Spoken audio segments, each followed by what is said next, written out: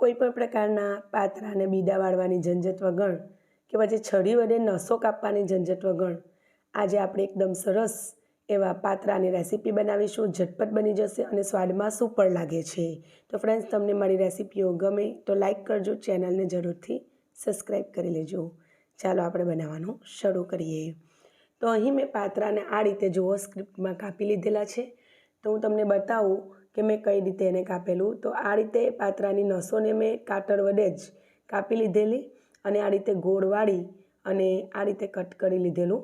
તો જે વચ્ચેની મુખ્ય નસ હોય છે જાડી એ અને આજુબાજુની એક એક જાડી નસ હોય છે એ મેં કાપી લીધેલી છે. બાકીની બીજી જે કૂણી નસ હોય છે એને મેં રહેવા દીધેલું છે, બરાબર. અને વચ્ચે કોઈક એવી મોટી નસ આ રીતે આવી જાય તો એને પણ આપણે કાતર વડે આ રીતે કાપીને દૂર કરી શકીએ. તો ઘણું લાંબુ કામ આપણે ટૂંક સમયમાં પૂરું કરી શકીએ. તો મેં આગળથી 4 પત્તા હતા મારી પાસે અળવીના અને એને ધોઈને લૂછીને આ રીતે મેં કટ કરી લીધેલા છે. બધા પત્તા તમે જોઈ શકો છો આ રીતે. અને હવે આપણે એમાં મસાલા કરીશું. તો ખૂબ જ સરળ પદ્ધતિથી આ બની જાય છે ફ્રેન્ડ્સ. એમાં મેં 1 મોટી ચમચી જેટલા આદુ લસણની પેસ્ટ અને લીલા મરચાં મેં વાટીને લીધેલા છે. તમે પેસ્ટ પણ લઈ શકો. તો 4 લીલા તીખા મરચાં, 1 મોટી ચમચી ભરીને તલ, વરિયાળી નાની ચમચી ભરીને, હળદર પાવડર, લાલ મરચું પાવડર, હળદર પાવડર નાની ચમચી, લાલ મરચું પાવડર 1 ચમચી, ધાણા જીરું પાવડર 1.5 ચમચી એટલે કે એક આખી અને બીજી અડધી, અને ગરમ મસાલો 1 નાની ચમચી અને સ્વાદ પ્રમાણે મીઠું એડ કરીશું. સાથે સાથે એમાં આપણે 2 મોટા લીંબુનો રસ એડ કરીશું. તો ફ્રેન્ડ્સ, અહીં લીંબુના રસની જગ્યા પર તમે આંબલીનું પાણી પણ ઉપયોગમાં લઈ શકો છો. તો એનાથી અળવીમાં જે તુળાશ હોય છે એ નથી આવતી હોતી અને ટેસ્ટ બહુ સારો આવતો હોય છે. એટલે થોડી એવી ખટાશ હોવી જોઈએ. તો તમે લીંબુ અથવા આંબલીનું પાણી લઈ શકો. અને એમાં હવે હું 2 કપ ભરીને આ રીતે અથવા તમે 2 વાટકી એવું સેટ કરી શકો. તો 4 અળવીના પાનની સામે મેં 2 વાટકી બેસન વાપર્યું છે અને 1 ચમચી ખાંડ એડ કરી છે અને 1 ચમચી તેલ એડ કર્યું છે, મોટી ચમચી. તો તેલ એડ કરવાથી ખાતી વખતે મોંમાં બિલકુલ ડૂચા જેવું નહીં લાગે અને બહુ જ સોફ્ટ આપણા પાતરા બનીને તૈયાર થશે. બધી વસ્તુ હાથેથી આ રીતે મિક્સ કરી અને થોડું થોડું પાણી છાંટતા જઈને આપણે લોટ જેવું બાઇન્ડિંગ કરી દેવાનું છે. તો બહુ ઢીલું નથી કરવાનું એટલે પાણી એકસાથે નહીં નાખવાનું. મેં 1-2 ચમચી જેવું પાણી નાખી અને અડધા કપથી પણ ઓછું 1/4 કપ જેટલું પાણી વાપરીને આવું બેટર તૈયાર કર્યું છે. તમે જોઈ શકો છો મિશ્રણ. અને એને સરસ મિક્સ કરી દેવાનું જેથી બધો મસાલો સરખી રીતે બધા પર આવી જાય પાન પર. જો અમે 1/4 કપ જેટલું પાણી ઉપયોગમાં લેવાયું, બાકીનું બચી ગયું. અને આ રીતની ટ્રે ઉપર સ્ટીમરની સરસ રીતે મેં ગ્રીસ કરી દીધેલું.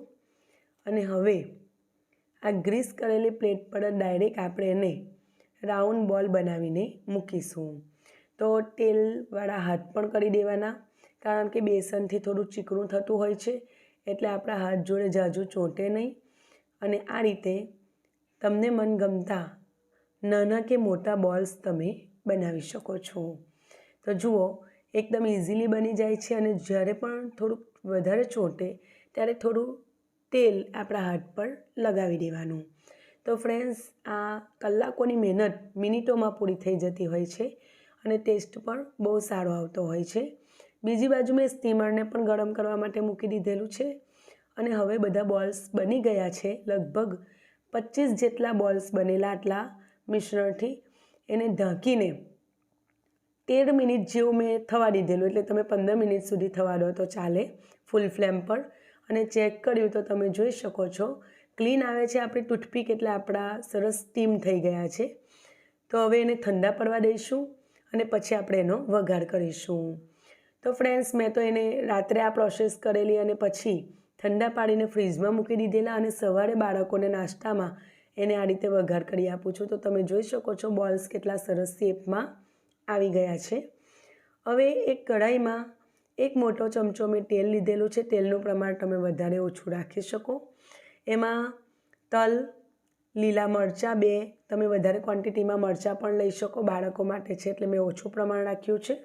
અને મોટી ચમચી ભરીને તલ અને 5 થી 10 મીઠા લીમડાના પાન એડ કરીને 1 નાની ચમચી મેં એમાં હિંગ એડ કરી છે, જેથી પચવામાં સરળ બને. અને એમાં આપણે જે બોલ્સ બનાવેલા છે સ્ટીમ કરીને રાખેલા એ એડ કરીને સરસ રીતે આ રીતે આપણે વઘાર કરી લઈશું. તો ફ્રેન્ડ્સ, કોઈક મહેમાન આવવાના હોય તો તમે આ રીતે આગળથી બોલ્સ બનાવીને ફ્રીજમાં પણ મૂકી શકો, પછી તૈયારીમાં આ રીતે એનો વઘાર પણ કરી શકો. તો ખૂબ સરળ પડે છે અને ક્રિસ્પી થાય ત્યાં સુધી આ રીતે આપણે એને મિક્સ કરતા જઈશું. તો ગોલ રાઉન્ડમાં છે એટલે ચમચા કરતાં આ રીતે ઊંચકીને ફેરવવાનું વધારે સરળ પડ્યું એટલે મેં એ રીતે કર્યું છે. અને એમાં ધાણા નાખીને આ રીતે ફરી સોટે કરી લીધું અને ગેસની ફ્લેમ બંધ કરી અને એને સર્વિંગ પ્લેટમાં નીકાળી લઉં છું.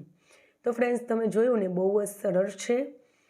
તમે એકવાર જરૂરથી ટ્રાય કરજો અને તમને મારી રેસીપી ગમી હોય ને તો લાઈક તો જરૂરથી આપજો અને ચેનલને સબસ્ક્રાઈબ ના કરી હોય તો કરી લેજો. તો જો હું તમને અંદરથી પણ તોડીને બતાવું તો એકદમ પરફેક્ટ શેપ પણ આવે છે અને અંદરથી પણ ખૂબ જ સોફ્ટ બને છે. તો ફ્રેન્ડ્સ, જરૂરથી ટ્રાય કરજો. ફરી મળીશું એક નવી રેસીપી સાથે. ત્યાં સુધી આવજો.